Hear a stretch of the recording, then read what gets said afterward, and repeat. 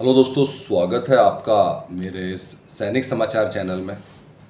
दोस्तों, आज की वीडियो में बात करेंगे 8वें वेतन आयोग को लेकर। जो 8वें वेतन आयोग के लागू होने में जो देरी हो रही है उसको लेकर जो केंद्रीय कर्मचारी हैं, जो पेंशनर्स हैं, उनको कितना नुकसान होगा।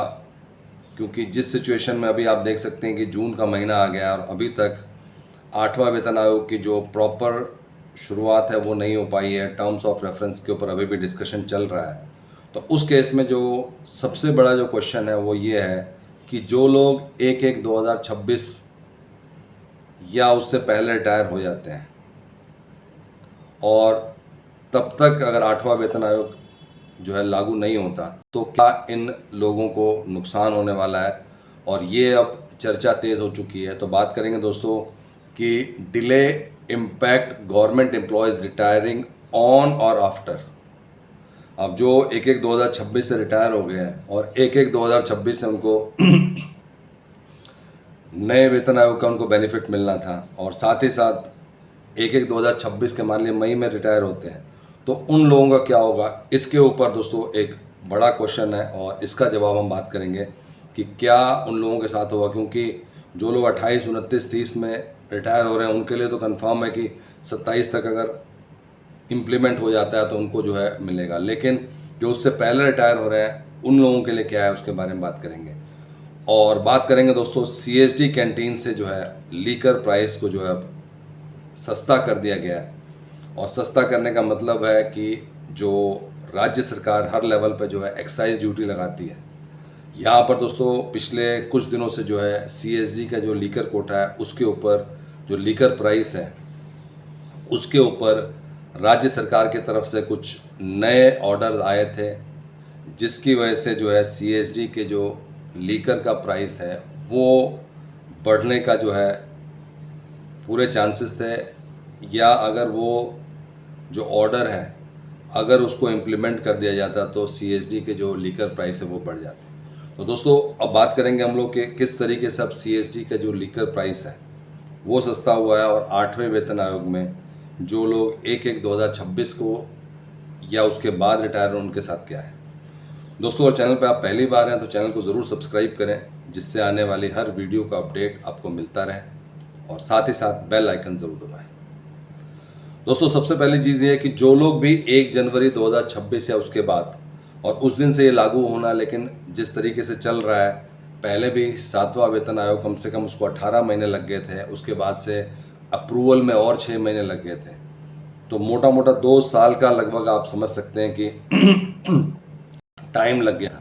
और अब जो है मुश्किल से 6 महीने रह गए हैं और जो लोग 2026 या उसके 2-3 महीने बाद रिटायर हो रहे हैं, in such situation the chances of implementation from January 1, 2026 are lower.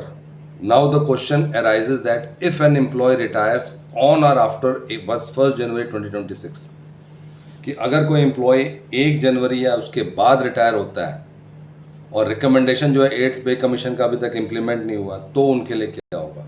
तो दोस्तों, will they get benefit of it, और इसका आंसर है yes.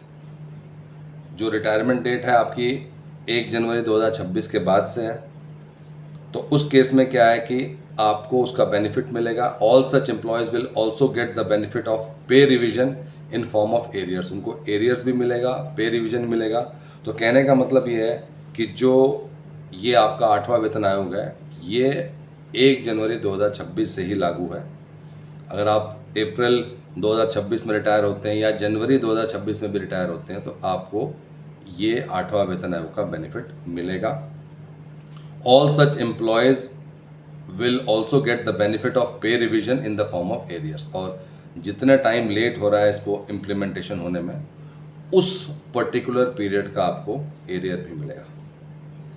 There was a delay of about a year at the time of 7th pay commission, but all employees and pensioners were given the dues. उनको उस समय भी dues मिला था, तो अभी ऐसा कोई घबराने की बात नहीं है। ये आपका दोस्तों 8th पे कमीशन को लेकर बात करते हैं। दोस्तों, सीएसडी का जो लीकर प्राइस है उस पर 10% एक्साइज जो है उत्पाद शुल्क लगाने की बात की थी, और ये कर्नाटक सरकार की हम खबर बता रहे हैं। और ये 10% जो है उत्पाद शुल्क कह सकते हैं या जो भी एक्साइज ड्यूटी है, इसकी वजह से जो पूर्व सैनिकों को बेनिफिट मिलते थे, यानी कि जो लीकर है जो लो कॉस्ट में मिलती थी एज़ कम्पेयर टू जो आपके बाहर शॉप्स में मिलती हैं, वो ख़त्म हो जाना था। लगभग 30% का गैप था, वो ख़त्म हो जाता।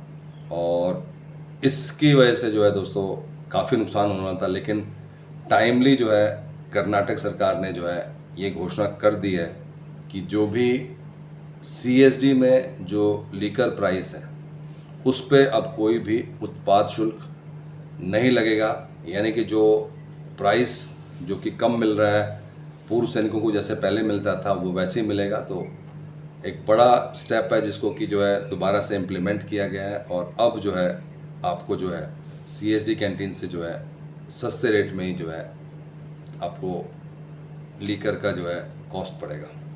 दोस्तों ये थे आज का इम्पोर्टेंट अपडेट 8वें वेतन आयोग को लेकर और CSD कैंटीन से जो है लीकर प्राइस को लेकर। दोस्तों अगर वीडियो पसंद आए तो इसको लाइक कीजिए, शेयर कीजिए और सब्सक्राइब करना ना भूलें। Thank you for watching this video.